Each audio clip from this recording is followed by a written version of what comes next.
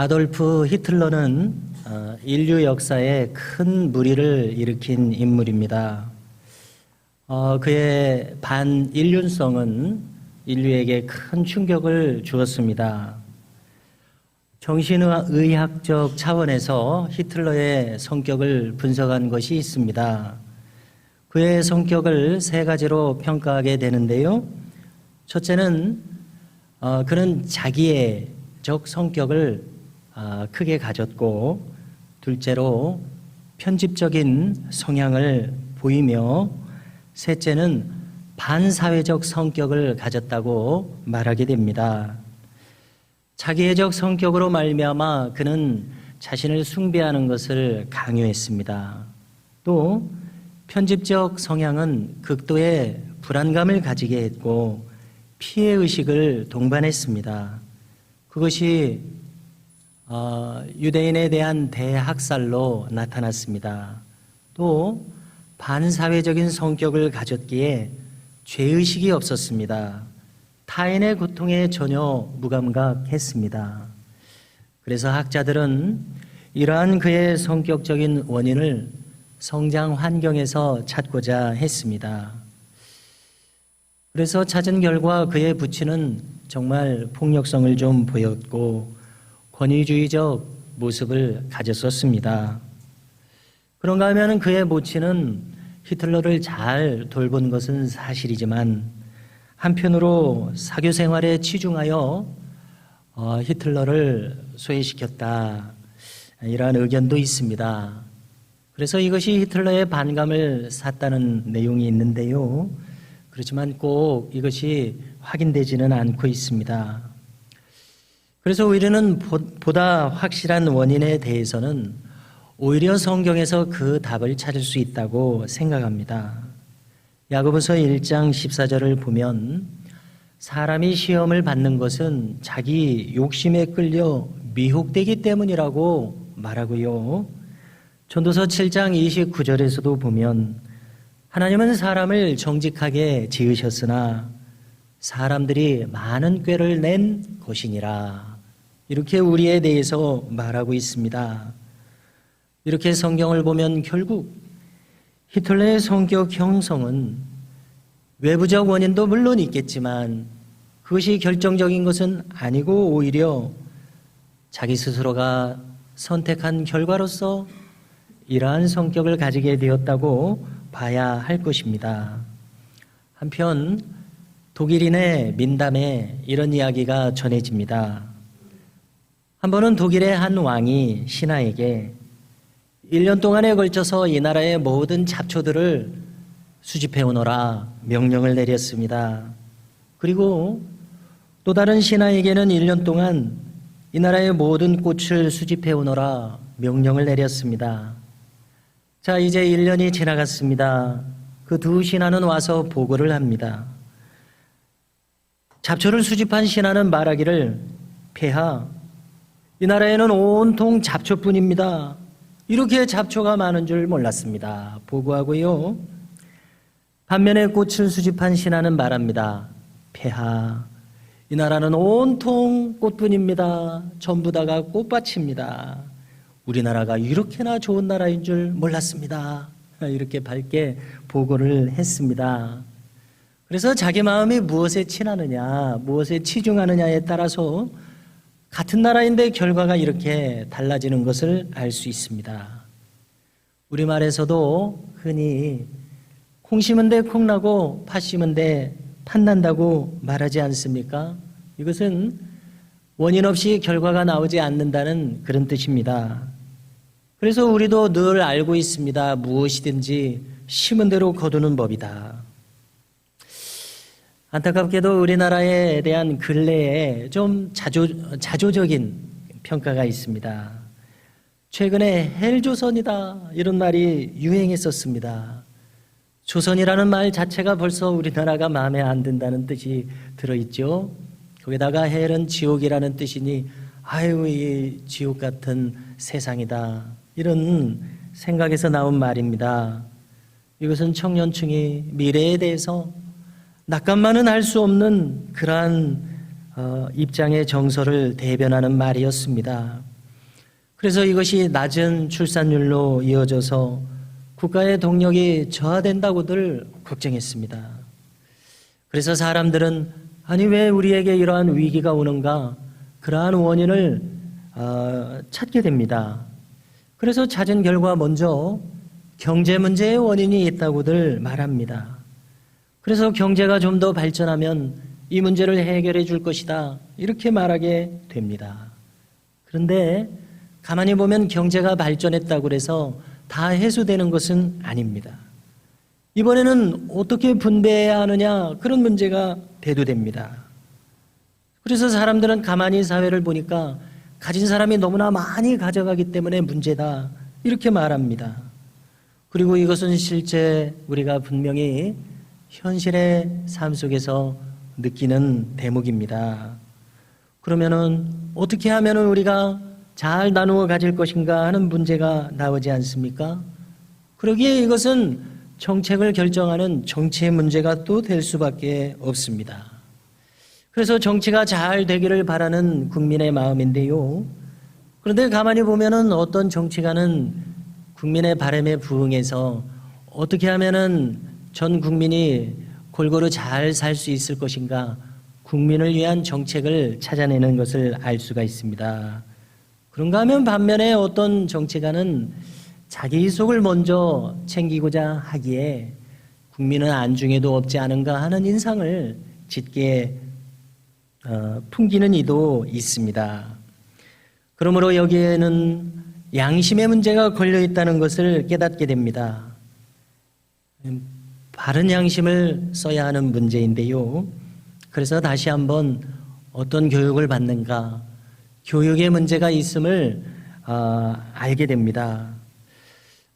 우리가 가만히 생각해 보면 여기서의 교육이란 그저 공부를 많이 하고 적게 하고의 문제가 아닌 것을 우리가 다 알고 있습니다. 이것은 도덕성의 문제입니다. 도덕성과 인성의 문제는 고등교육을 받는다고 저절로 해결되는 것이 아닙니다. 오히려 우리가 느끼기에 공부를 많이 한 사람인데 오히려 악인으로 나타나는 사람이 있는 것을 보게 되는 것 같습니다. 그래서 결국 이 도덕성과 인성의 문제는 종교의 문제로 귀결될 수밖에 없습니다. 이렇게 해서 우리가 살아가는 모든 문제들의 원인을 찾는다면 이것은 결국은 종교의 문제요, 신앙의 문제인 것을 알 수 있습니다. 결정적으로 말하자면 그 사람의 머릿속에 어떤 신학을 가지고 있느냐, 이것이 결정적인 문제임을 알 수 있습니다. 오늘 본문에 우리가 함께 읽었을 때에 큰 사건 하나가 등장합니다. 오늘날의 스페인에 해당하는 다시스로 행하는 배 한 척이 여기 나옵니다. 그런데 이 배가 갑자기 큰 폭풍을 만났습니다. 배가 거의 파손 직전에 이르렀습니다. 그 배에 탄 사공들은 이 위기에서 살아남기 위해서 있는 방법을 총동원합니다. 그래서 자기들 나름의 신의 이름을 부릅니다. 구원해달라고. 그리고 또 배가 가벼워져야 하겠으니 최대한 가진 짐들을 버릴 수 있는 것은 다 바다에 던져버렸습니다. 그러나 이렇게 할 수 있는 방법을 다 써봤지만은 결국은 속수무책이었습니다. 이제 마지막에 그들이 내린 결론이 나옵니다. 그것은 오늘 본문 7절에 있습니다. 그들은 말합니다. 이 재앙이 누구 때문이뇨? 이렇게 묻게 됩니다. 오늘 본문에서 히브리어로 이 재앙이라고 하는 말은 악이라는 뜻을 가지고 있습니다. 악이란 무엇입니까? 죄를 지은 결과로 나오는 것이 악입니다. 그래서 그들은 생각하기를 이 폭풍은 그저 지나가는 여느 자연현상이 아니라 누군가가 죄를 저질렀기에 그 결과로 초래된 악이라는 관점이 여기 나오고 있습니다. 그들의 생각에 지금 보이지 않는 이 신이 지금 이 큰 사건을 통해서 분명 무엇인가를 지적하고 있고 말씀하고 있다고 생각한 것입니다. 그러므로 자기네들이 하고 있는 이 모든 방책들이 다 무용지물이라고 한탄하고 있습니다. 이제 그들은 이 악의 원인이 무엇인지를 알기 위해서 이 배 안에 탄 사람들 모두에게 제비뽑기를 실행합니다. 그런데 놀랍게도 이 제비뽑기의 결과 정확히 요나라고 하는 하나님의 선지자가 해당됩니다. 그래서 사람들은 이 요나를 불러 세워놓고 묻기 시작합니다. 아니 도대체 당신은 누구이기에 이러한 재앙의 원인이 되고 있느냐 묻게 됩니다. 이때 요나는 어찌 대답하지 않겠습니까? 그는 말하기를 나는 히브리인입니다. 천지를 지으신 여호와 하나님을 경외하는 사람입니다. 그런데 내가 그 여호와 하나님의 낯을 피하였기로 이러한 일이 있게 되었습니다. 이제 요나는 자신의 잘못을 깨끗이 인정할 수밖에 없는 그러한 상황을 맞았습니다. 분명 그가 하나님을 피한 것은 불순종이었습니다. 그런데 폭풍을 만난 이 사건을 계기로 해서 그는 자신의 불순종을 깨닫고 깨끗이 인정할 수밖에 없었습니다. 이제 그는 정직한 자리를 찾을 수밖에 없는 형편이 되었습니다. 요나의 이름의 뜻을 찾아보면 비둘기라는 뜻을 가지고 있습니다. 비둘기는 평화의 상징이라고 하지 않습니까? 그러나 그의 마음속에는 비둘기와 같은 평화가 있는 것이 아니라 고민이 가득한 사람이 요나였습니다. 그런데 이 고민을 가만히 들여다보면 이것은 하나님을 믿지 않기 때문에 오는 고민이 아니었습니다. 오히려 그는 하나님을 분명 굳게 믿는 신앙인이요 하나님을 경외하며 또 선지자였습니다. 그러면 이 고민은 어디에서 오고 있습니까? 우리가 요나서를 보면 이 고민은 하나님의 명령 때문에 온 것이요 또 하나님의 명령은 구체적으로 이스라엘 동북편에 있는 아수르라는 나라에 가서 회개를 외치라는 사명을 주신 데서 왔습니다. 바로 이것이 고민의 출처였습니다. 아수르는 어떤 나라입니까? 우리가 성경을 가만히 보면 무려 아브라함 때부터 번번이 기회만 되면 이스라엘을 침략해서 약탈하고 사람을 죽이는 그런 흉폭한 나라가 바로 이 아수르였습니다. 그들은 잔인하기로 유명한 민족이었습니다. 그래서 어떤 마을은 저 아수르가 쳐들어오면 우리는 잔혹하게 짓밟히고 또 죽임을 당할 것이 뻔하니 차라리 우리 마을은 먼저 다 같이 자결합시다. 이렇게까지 말했다는 것입니다. 그래서 우리로 치면은 일제 강점기 치하에 그 수탈과 학대 이러한 치욕적인 지배의 시간을 생각하면 딱 맞을 것입니다. 아니 하나님은 다른 나라들도 많고 여기 이스라엘에서 할 일도 많은데 왜 저 하필 아수르 원수의 나라 아수르 여기로 가라고 하시는 겁니까? 거기서 회개를 외치라는 겁니다. 요나가 하나님을 곧잘 알지 않겠습니까? 하나님이 회개하라고 하시는 것을 보니 분명히 저 나라를 회개하게 하셔서 구원하시려는 그런 하나님의 마음이 계신 게로구나.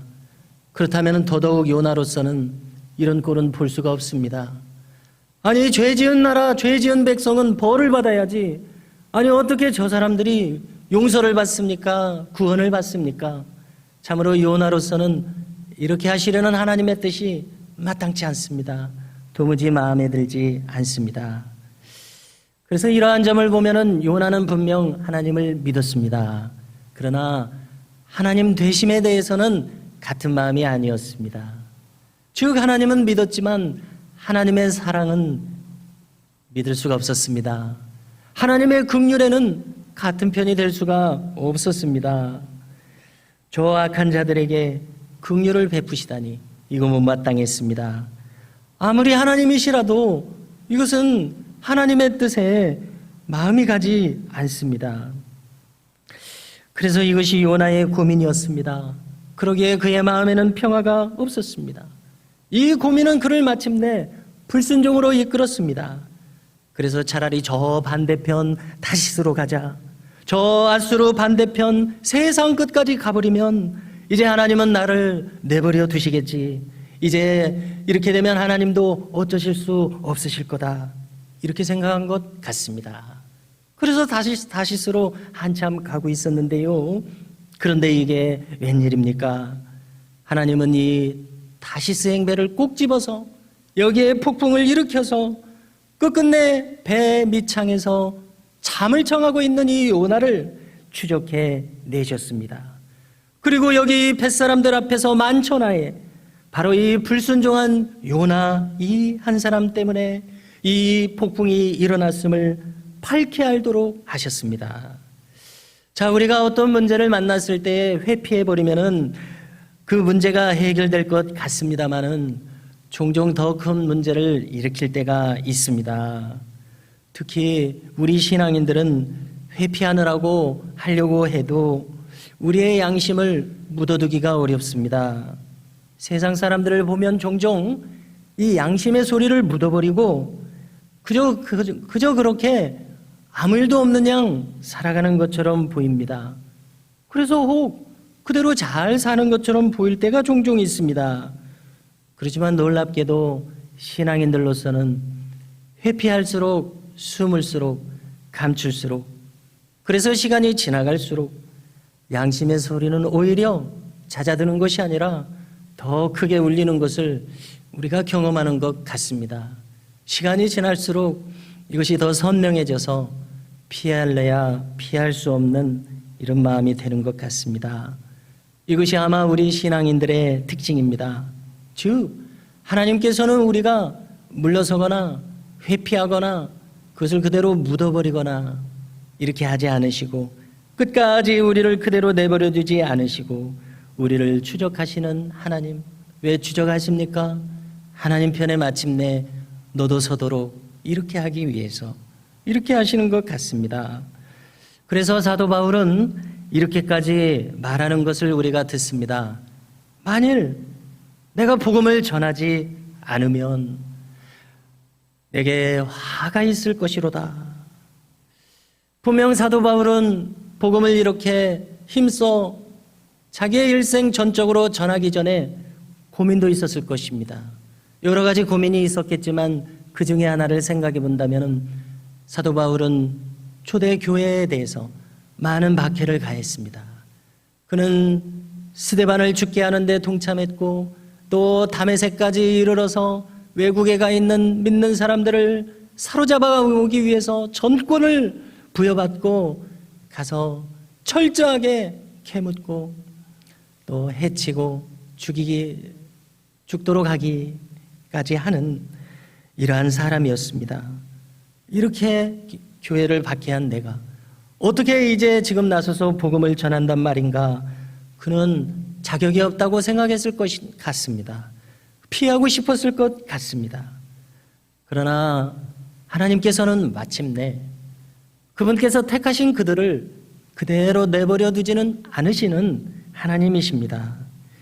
그래서 아마 복음을 전하지 않으려고 하면 할수록 그의 내면에서는 자기가 말하는 것처럼 화가 있음을 느꼈을 것입니다.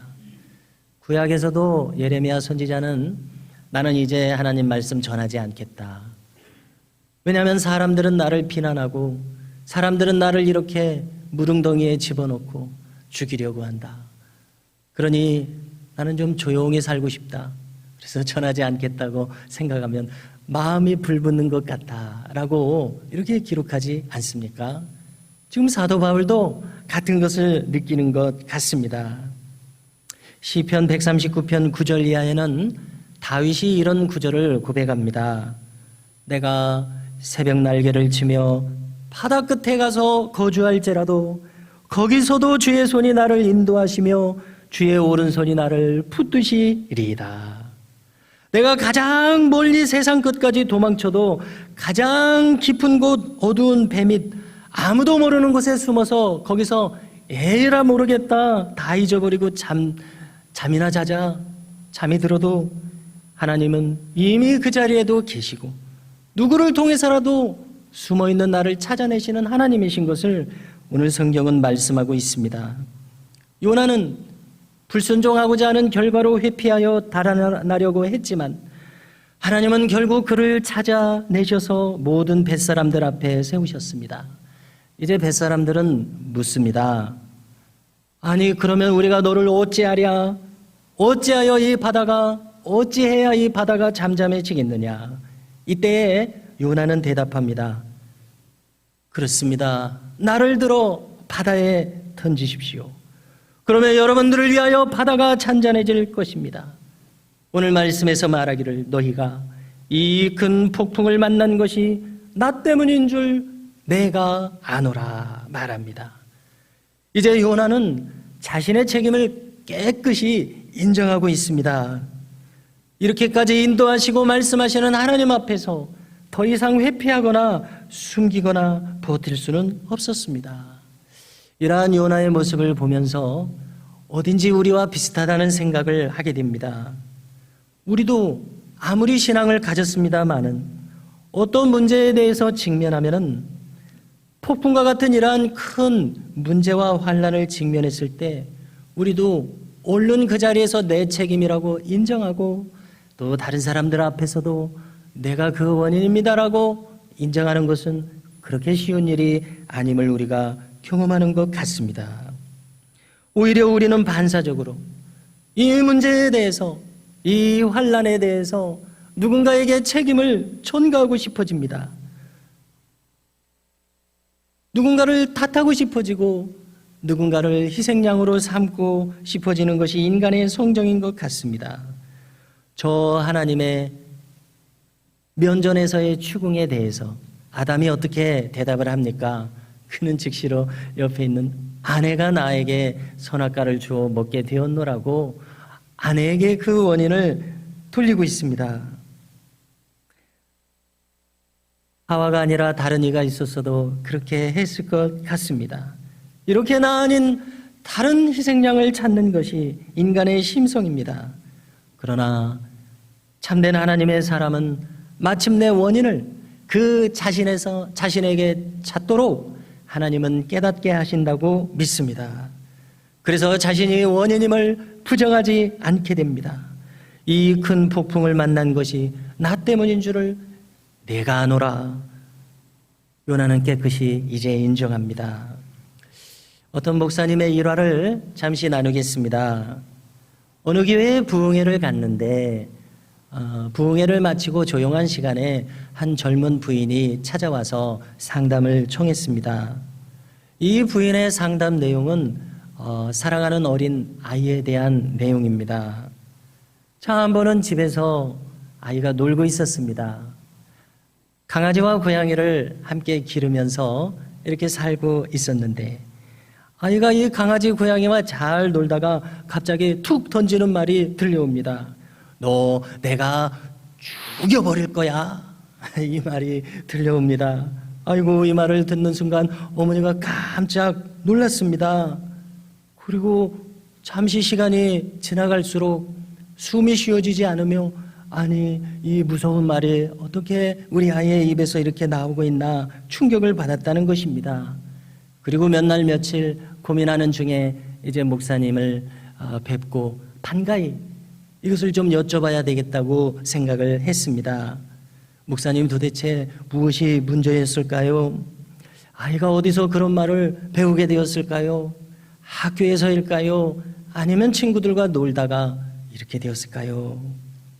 이때 목사님이 조용히 대답을 합니다.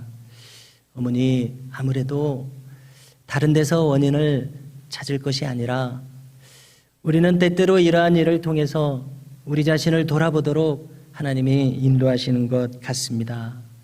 혹시 생활하시는 중에 무심코 어떤 분노를 마음에 품거나 또 어떤 일에 대해서 아주 냉소적인 태도를 혹 아이 앞에서 보이지 않으셨는지 한번 생각해 보십시오. 잠시 시간이 흐른 후에 어머니는 좀 무거운 표정으로 대답했습니다. 맞습니다, 목사님. 아이가 집안인 그 어디 다른 데서 이런 것을 배웠겠습니까? 아무래도 무심코한 저의 언행 속에서 이러한 것이 아이에게 심어지지 않았나 이렇게 생각이 됩니다. 라고 대답을 했다는 것입니다. 성도 여러분, 우리의 삶에도 이런저런 폭풍이 몰려올 수가 있습니다. 이때 우리는 다른 데서 원인을 찾기 쉽습니다. 이것이 사람의 성정인 것 같습니다. 이것은 누구 때문이다. 이것은 환경 때문이다. 아무리 찾아도 잘 찾아지지 않으면 이것은 운명 때문이다. 책임을 전가하고 누군가를 탓하고자 합니다. 또 희생할 누군가를 찾고자 합니다. 아마 어느 정도는 그런 원인들이 맞을는지도 모릅니다. 그러나 우리 신앙인들은 거기에서 한 걸음 더 나아갈 수 있어야겠습니다. 한 번 더 깊이 생각할 수 있다면 이것은 하나님의 은혜에 우리가 참여하는 것이 되리라 믿습니다. 하나님은 오늘 타시스로 가는 이 큰 폭풍 속에서 저 배 아래에 내려가서 잠을 청하며 회피하는 요나를 찾아내셨습니다. 그리고 제비에 어떻게 요나가 뽑힙니까? 그리고 요나의 입으로 생각하고 말하게 하셨습니다. 그는 모든 뱃사람들 앞에서 말했습니다. 여러분들이 이 큰 폭풍을 만난 것은 바로 나 때문인 줄을 내가 아노라. 이렇게 인정했을 때에, 그래서 이제 그가 바다에 던져졌을 때에 성경은 말씀합니다. 그 폭풍이 잔잔해졌노라고. 아마 요나의 마음속의 고민과 폭풍도 조금은 잠잠해졌을 것이라고 생각합니다. 다시 비둘기의 평화가 그에게 찾아와서 이제 하나님의 말씀을 제대로 알아들을 수 있는 준비가 될 수 있었으리라 생각합니다.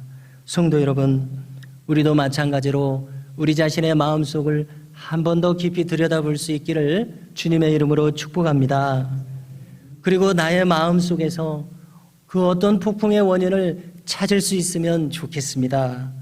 그리고 마침내 하나님도 우리에게 주시고자 하시는 그 마음의 평화를 다시 찾을 수 있기를 주님의 이름으로 축복합니다.